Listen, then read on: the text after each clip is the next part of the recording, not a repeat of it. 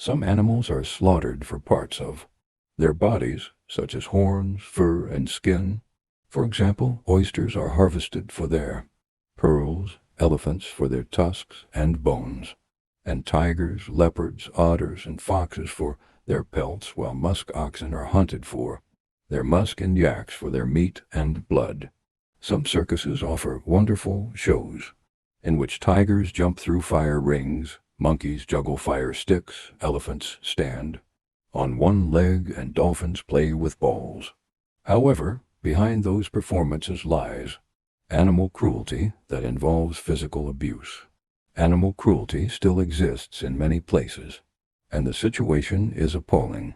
Take cattle and horses, for example. When they can no longer move, they are beaten with whips and struck with stones. Cattle and sheep are relentlessly exploited until their deaths. When they grow too old, they are either sold or slaughtered by their owners. In any case, their fate is the slaughter house, and they never experience a natural death.